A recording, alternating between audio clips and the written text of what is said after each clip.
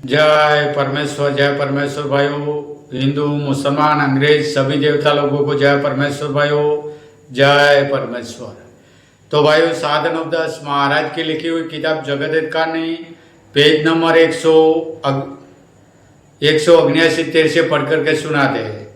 तो भाइयों 169। तो भाइयों, यह किताब साधन उपदेश महाराज ने तमाम जान के बच्चे बचने के वास्ते बनाई है। तो भाइयों, हिंदू मुसलमान अंग्रेज और साधु संत पंडित फकीर राजा महाराजा और सातों आठों विलायतों के राजा बादशाह व रैयत सबके आगे हाथ जोड़ करके अर्ज करते हैं अपनी अपनी औलाद बचने के वास्ते यह किताब जगत हित कहानी एक बार जरूर पढ़े और पढ़ करके इंसाफ करे। तो भाइयों, आज जो भी संसार में खराबा हो रहा है और कच्ची उम्र में जो मौत हो जाती है वो राक्षसी विद्या के पाप से होती है। तो अब भी राक्षसी विद्या का पाप चल रहा है, तो साधन उपदेश महाराज ने बताया है। तो भाइयों, यह किताब पढ़ करके बंदोबस्त करे। तो भाइयों, यह किताब पढ़ करके सुनाना हमने हमारा फर्ज समझा है। तो यह किताब साधन उपदेश महाराज के मुलसी मुलाजिम होने के नाते सभी संसार के लोगों को पढ़ करके सुना दे। तो भाइयों, यह किताब पढ़ करके सुनाना हमारा फर्ज है। तो यह किताब परमेश्वर के लेके भाइयों पढ़ करके सुना दे, ताकि इस किताब का इंसाफ होए तो दुनिया में अमन चैन कायम हो जावे। जय परमेश्वर। ऊ किताब मुफीद आम मौसुम ब जगत हित कहानी अज तस्नीफ साधन उपदास मूत वतन मुलक मारवाड़। यह जगत हित कहानी जिसको श्री अनूप दास प्रिंटिंग प्रेस छावनी अरनपुरा में छाप के प्रसिद्ध किया। तारीख 17 अप्रैल सन 1909 जा वैशाखवती 12 संवत 1965। जय परमेश्वर भाइयों, पेज नंबर 179। इस तरह से करना चाहिए कि जिस तरह से आदमी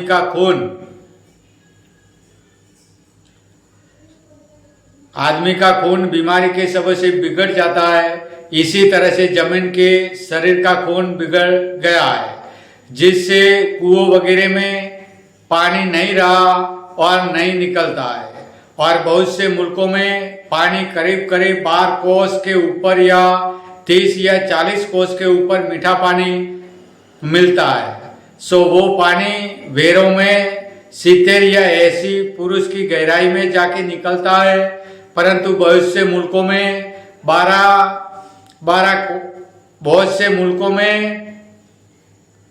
12 कोस के बीच में खारा जार पानी निकलता है, जिससे जमीन के ऊपर कोई चीज और घास वगैरह नहीं उगता है। उसकी वजह यह है कि इन बनियों ने अपने राक्षसी पाप से जमीन को दुख दे करके पानी खारा कर दिया है। इससे घास वगैरह नहीं होता। सो नहीं मालूम कि लोगों ने किस कदर दुख पाए होंगे। और जो साताद्वीप की तरफ बहुत मुल्क वीरान पड़े हैं, सो यह बात ख्याल करने के लायक है कि उन मुल्कों को तो इन बनियों ने अपने राक्षसी पाप से वीरान कर दिया, और लोगों के दिल में इन बनियों ने अपने राक्षसी पाप से ऐसा सुझा रखा है कि ईश्वर की कुदरत से साताद्वीप की तरफ मुल्क वीरान हो गए, कि जो उन मुल्कों में बहुत आदमी नहीं होंगे। परंतु सोचने की बात है कि परमेश्वर वही है जिसने तमाम जान को अपनी कुदरत से पैदा किया और जमीन आसमान बनाया। सो परमेश्वर किस तरह से अपने हाथ की बनाई हुई चीज को बिगाड़ सकता है? क्योंकि यह बात गौर करने की है कि जब तुम लोग अपने हाथ से कोई दरख्त लगाते हो, उस लगाए हुए दरख्त को अपने हाथ से नहीं उखाड़ते हो और नहीं बिगाड़ते हो, तो परमेश्वर अपनी कुदरत की चीजों को किस तरह से बिगाड़ सकता है? तो वो नहीं बिगाड़ता है जब तक उसकी उम्र पूरी नहीं होगी। क्योंकि जब मौसम पतझड़ की आती है तो दरख्तों के पत्ते आप से आप जरद होके जमीन पर गिर जाते हैं। फिर ख्याल करना चाहिए कि उन पत्तों ने पतझड़ का वक्त आने तक पूरी उम्र पाई, तो आपसे आप पक्के गिर गए। तो उन जरद पत्तों के गिर जाने से किसी को भी किसी तरह का रंज नहीं होता है, क्योंकि पतझड़ के दिन थे सो गुजर गए और बाहर के दिन आए।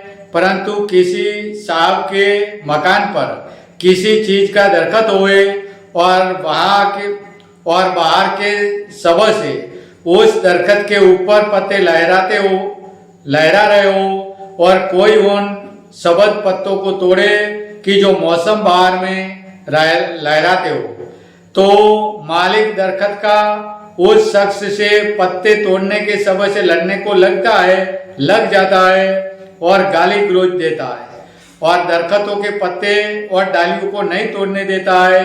सो दरखत के पत्ते न तोड़ने देने का यही सबब है कि दरख्तों को उस शख्स ने वास्ते साया के और जय परमेश्वर भाई, जय परमेश्वर।